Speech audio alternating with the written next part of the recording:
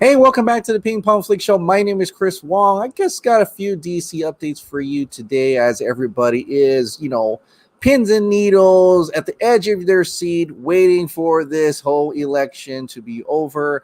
And that's pretty much the biggest news of the day. But I want to talk about DC. So there are a few that I can go over today. The first topic of the day is Harley Quinn Season 3 writing room has started.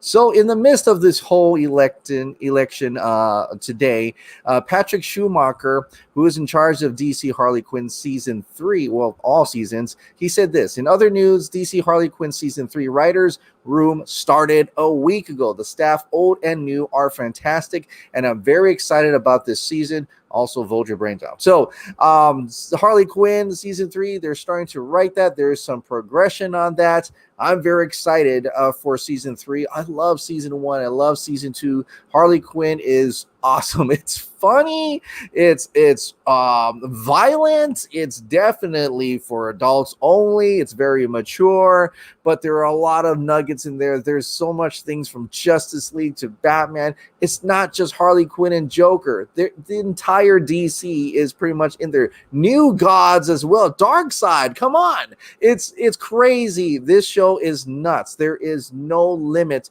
to where they would go with this show. So if you haven't watched it already, I suggest you do. It's over on HBO Max right now, Season 1 and Season 2, getting ready for Season 3. This is a winning animation, and I can't wait to see more of that. But going into more different seasons that are coming out, especially Titans Season 3 is also coming out. I talked about this yesterday, that we're going to get a glimpse of Starfire in this one. We're finally getting to see it now. New look at Starfire in Titans.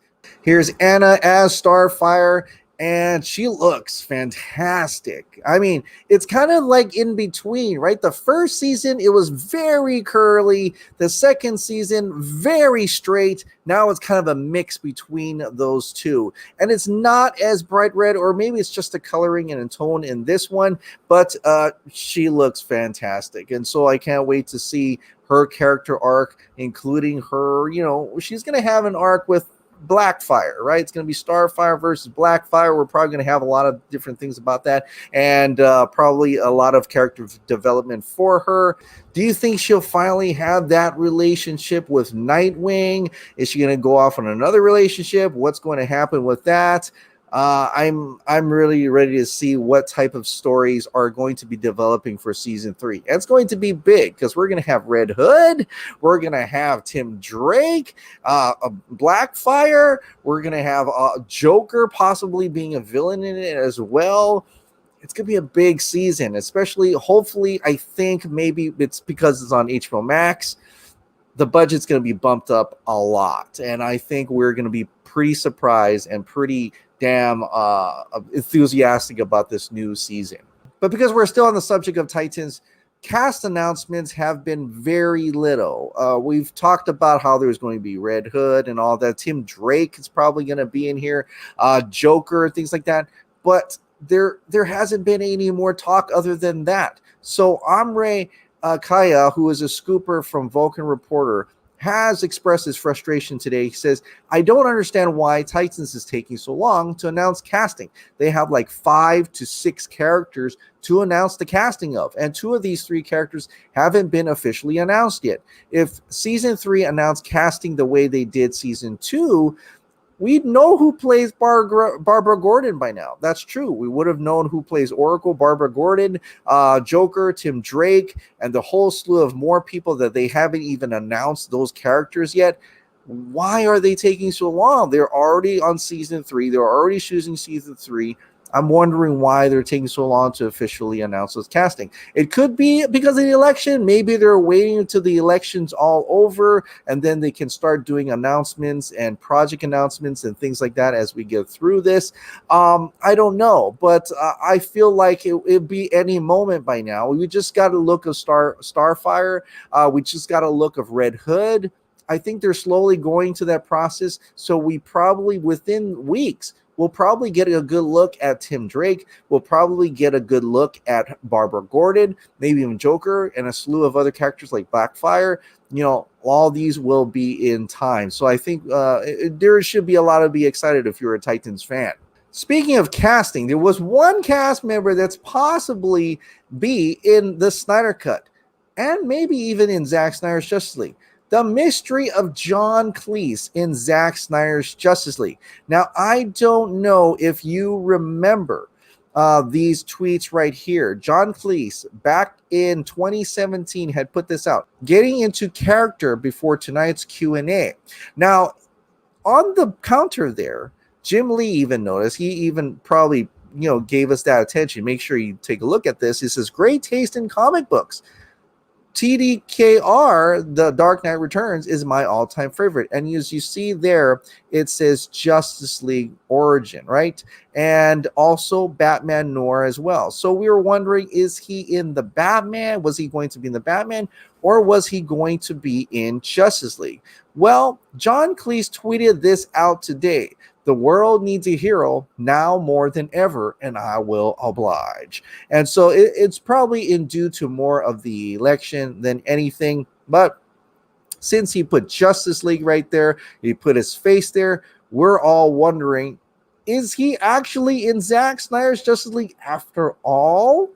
But which character would he play? There is a theory out there that he probably plays Wintergreen, right? An ex-British operative and Deathstroke's aide. He looks like him. He could be him. He looks absolutely like him with that mustache and everything. I could totally see that being the case, which also means that there is a lot more room within Zack Snyder's Justice League to actually place Deathstroke, not only Deathstroke, but his aide. And, you also see the stunt women in there, who's probably his kind of like entourage in a way. And so there's a lot of things going in there. John Cleese could also be in there as well. How long is this movie? How long is his part? What type of arcs are we going to see with Deathstroke and possibly Wintergreen? Unless John Cleese doesn't play Wintergreen, he probably plays something else. He could play like some type of reporter or journalist or something, a Star Lab personnel. We don't know. But so I don't know if we should get hyped too much on the fact that he could play this theory that he's Wintergreen or not. He could just be something else altogether. But John Cleese hinting that he's possibly in Zack Snyder's Justice League is pretty kind of not solidified, but adds to the mystery that we discovered, 3 years ago, right? Over 3 years ago. So I can't wait to find out if he's going to be in this movie at all. Now, the other cut that we really, really want to get out is David Ayer's Suicide Squad. And there's a lot of people that are commenting under David Ayer in terms of, telling him, hey, it's time to cut it out. It's time to let it go. For us, we're like, don't let it go. Just keep pushing forward. Let's keep doing it. But we always wonder, is David Ayer just throwing these things out because people will ask, is he on the brink of giving up or not? Well, he won't give up talking about his Suicide Squad, apparently. So this person who went under David Ayer's comment says, let it go. Well, David Ayer himself gave out a pretty, simple gif of a cat shaking his head, meaning that he is definitely not going to give up talking about a Suicide Squad, and probably definitely not going to give up fighting for a Suicide Squad. And maybe, just maybe, he's not truly fighting for it anymore. There was that rumor way back where, judging from his tweets, that he got to see his Suicide Squad cut recently. Why did he get to see it recently? Why was he able to get to see it recently when before he had tweeted that he can't even touch it? He doesn't even have access to it. So there may be a reason why he's saying, what, I'm not going to give up because it's coming out. So there's two ways you can look at that. I want to think positively and optimistic, and then thinking that it's definitely coming out. It's just a matter of time, and I can't wait to see it and put that to bed. Justice for David Ayer and his cut of Suicide Squad. We'll get more Joker, get Harley Quinn. We get more of that arc of Enchantress's arc in there. Katana, turning evil for a bit, things like that. I'm ready to see that all score, no pop song version of David Ayer's Suicide Squad with a scarier and more enticing Joker in that version. So really looking forward to it. Hopefully Santa brings it this Christmas, right? Or announces it this Christmas, as hinted on by Dave the Film Junkie and John Aaron Garza. But there's always the question about the DCEU, about the multiverse idea and things like that. What's connected? Is there any continuities, or is just a whole bunch of Elseworlds? Well, there was an article that came out that was talking about DC scrapping shared universe continuity. This is coming from comicbook.com. It's a new report suggests that DC might be more or less scrapping shared universe continuity in its comics. But in the article, it suggested this: just as DC films, TV projects seems to be entertaining a period where the multiverse is being emphasized so strongly that any version of any character could plausibly cross over with any of others if the story called for it, it now appears as though DC's comic book line could be abandoning the idea of a single shared continuity in favor of a multiverse, metaverse, omniverse model in which each individual comic will have its own story to tell without much concern for what's going on in other titles across the publishing line. That's a huge shift for DC, who have spent the better part of the last 15 years trying to clean up and clarify their continuity and history, right? So, and I'll put this the report in in the description below for you to take a look at. But it does make a lot of sense, and it does make sense that whatever happens in the other medium would possibly affect the other. But this is getting kind of nuts now, because now it's the multiverse idea that we're going to scrap the whole shared universe idea in the medium of the movies, shows, right? And we're applying that to the DC comics, meaning that that's the rate we're going to go. This is solidifying the fact that we're not trying it as much as saying this is what's going to happen in that medium. And so we have to make sure the comics follow that same idea as well. We're going to have less continuity in DC. And I don't know if Marvel is doing that or not. We have yet to see. It may end up being that. But it does show that even in the comics era, they want to make sure the writers and artists are getting to do what they need to do without having to try to share their story ideas or try to connect to something else. There's no overarching. They're getting to do a lot of things there. But, I can see the fact that could be more like we're getting all these things that don't connect to each other. And so that may be kind of off-putting to a lot of people who want that continuity. But it's more, I guess, easier for mainstream to understand, because they don't have to pick up every single comic book. They can just grab this and continue this story and don't have to worry if that Batman series is going to have to connect with that Superman series and things like that. That's possibly a better solution for mainstream, for people. And, in a way, they're trying to get people to buy more comics. In the same breath, we could be saying that with the movies and shows. You don't have to focus on the movies in order to understand what something happens on HBO Max or CW. They could have crossovers, though, definitely, and that could be pretty exciting if everybody's following along with all the different series and movies, but they're not holding you to it.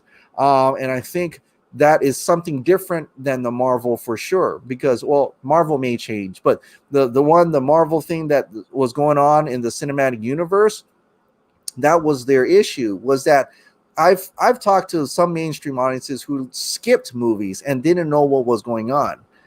I don't think that really affected them, because they still did bonkers in box office and they were very successful. But DC seems to think that this is the route to way to go, and this is the plan that they're going to do it.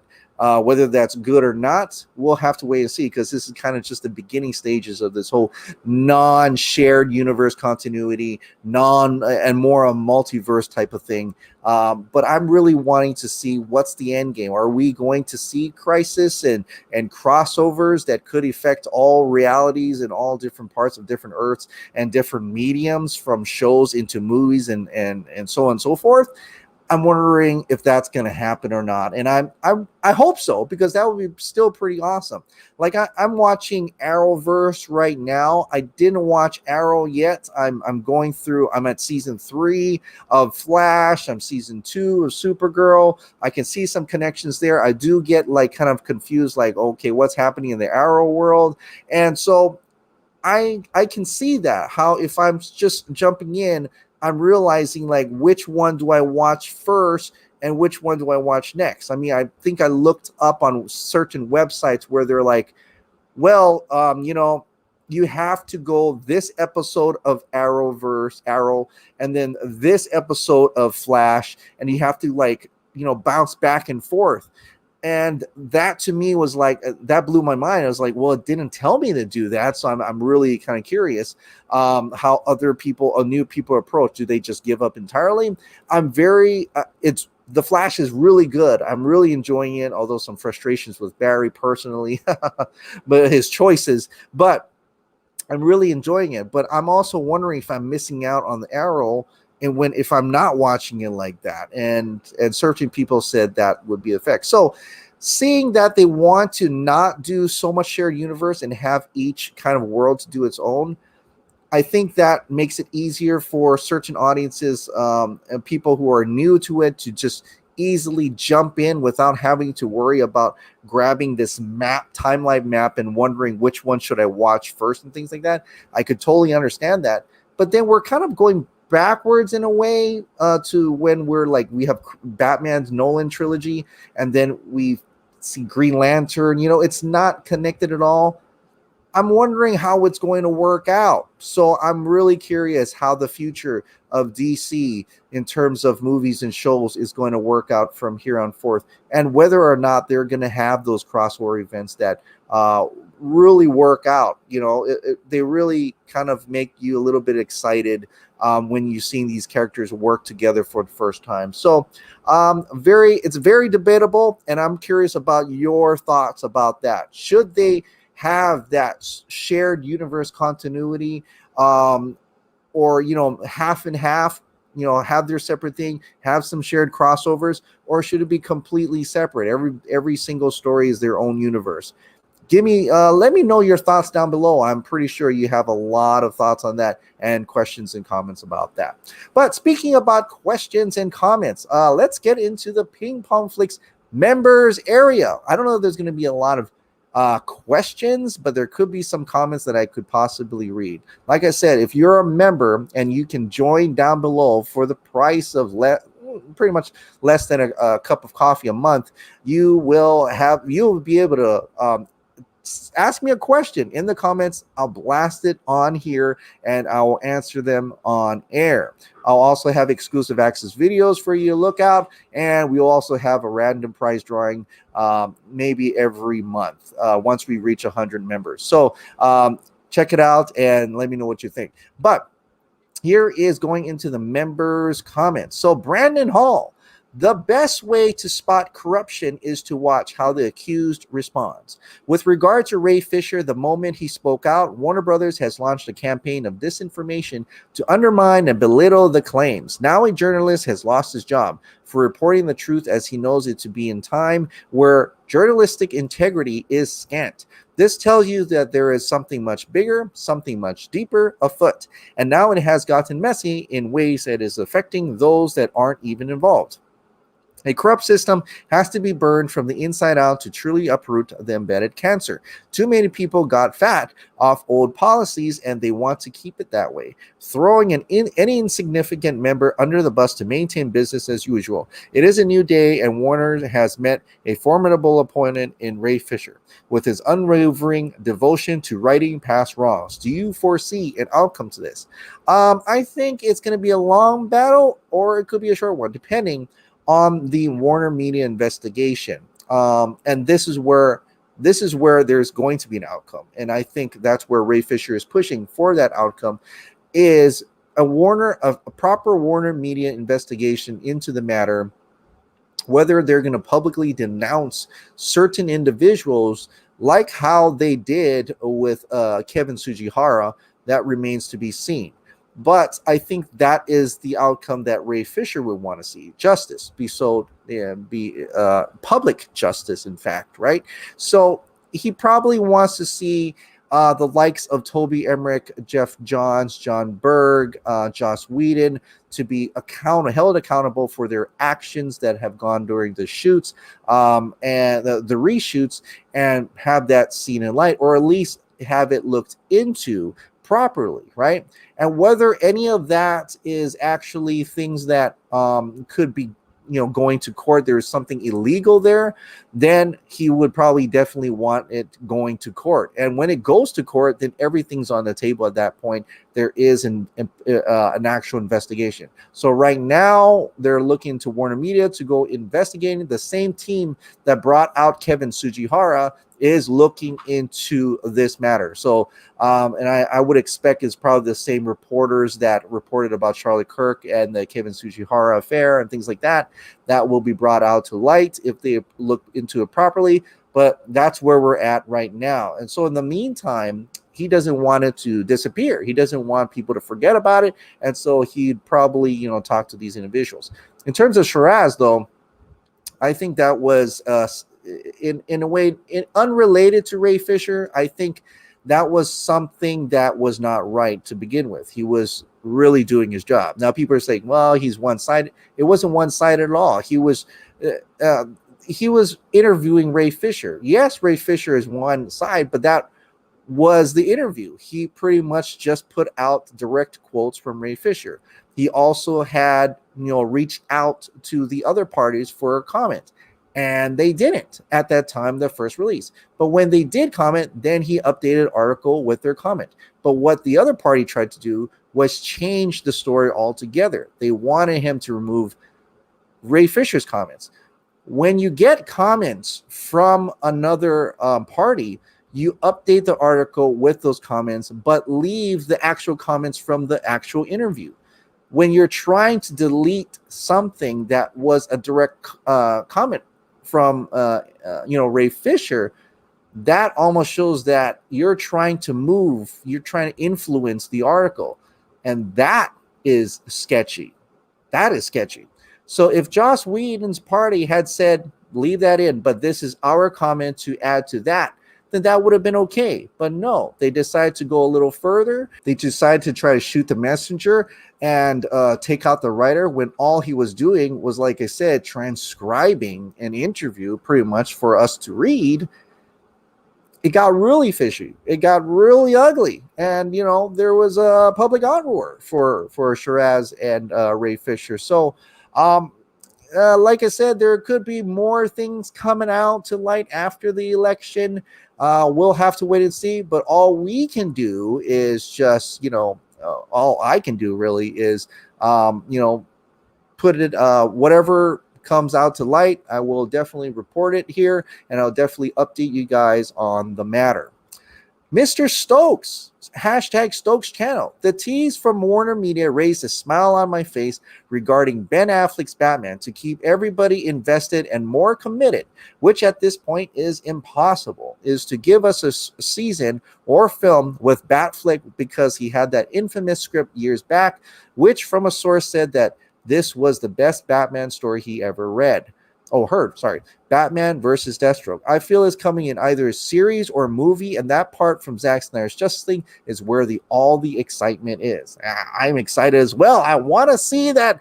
I want to see that Batman versus Deathstroke movie, where Jay Oliva said is the best script or screenplay he's ever read. That's got to be in something, because that dude's been on a lot of projects. And if he says that, I am excited. I want to definitely see that. So hopefully Jason Kular is definitely just teasing us at this point and hinting that there is possibly something coming out. I mean, I've seen his likes. He did like people saying, that's Batflix. That's Batflix. So seeing him like those tweets gives me good hope that he knows what's going on. He knows how excited are. Or maybe he's just wanting to just shine the light in the sky, so Ben Affleck says, hey, we welcome you in, Ben Affleck.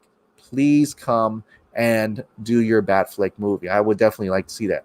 Mr. Stokes, plus a cheap plug, if you don't mind, Chris. My debut episode channel, Stokes, hashtag Stokes channel, is on the 5/11/20. Mr. Stokes takes on Man of Steel. Won't be on the same level as, and I think you just left it that. But yeah, if you guys, I guess you guys type in Stokes channel, he is. Oh, okay. I'm sorry. This is 11/5/20. That is November 5th, 20. In America, it's month, year, it's month, day, but wherever you're at, it seems like a day, month. But yeah, November 5th, 20, he's gonna take on Man of Steel. So check him out, Stokes channel. I will definitely check that out and let you know. Danny Gray, congratulations, brother, on the 15K. Long overdue. Also, if you could write the final battle, final act in JL, how would it go down? Oh my goodness, how would that go down? I would probably say it's almost similar to what we kind of got, but I would want it to go down a longer act. And I can't, I don't want to say this, kind of put my own story in there, because if it doesn't happen that way, I'm not going to be disappointed, but it's just like I don't want other people to think certain ways and it doesn't happen. So this is just me, okay? This is just my idea of how that could have went down, and it's not that different. I think it's just longer, but I think the stakes are a lot higher. So what I want to, I'm hoping it to be like is that final fight, the final run in Seven Samurai, where they're really, getting beaten. Like in the theatrical cut, the parademons were not that strong. They seem to be, they were easily beaten. And, there's a lot of quips in there and stuff from the members.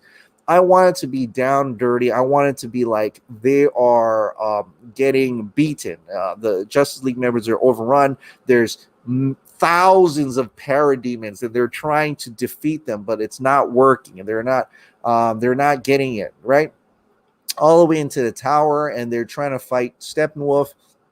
And then I know how it came when Superman showed up, but I wanted a much more impactful way of Superman returning, and that feeling of that there is hope finally. Superman is here to save us. He's like the wild card, if you will, right? So it's kind of like that in the theatrical, but it just wasn't long enough. I want to see much more action. I want to see them trying to maybe block certain passageways, block parademons from coming in, kind of like how the Seven Samurai tried to block the Ronin from coming into town. That type of aspect, that type of edge of your seat, are they really gonna make it, and things like that. I want that. You need that hopelessness, so that when the light comes, which is hope, which is when Superman arrives, it's much more impactful. It didn't really happen with that in the theatrical cut. It was minimalized, and because between quips and stuff like that, I didn't feel the danger of the parademons. I want to be able to feel that danger in here. Also, I think Batman was supposed to be really on his suicide mission. He didn't really go that way too much in the theatrical cut. I think it's a lot more heavy-handed within the actual Zack Snyder Show thing, I think.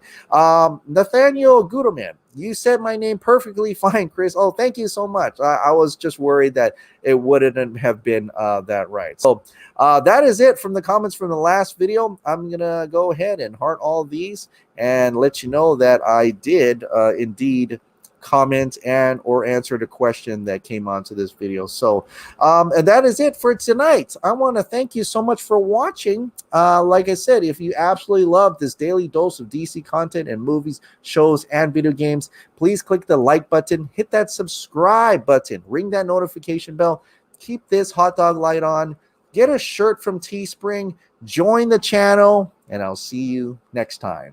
Bye.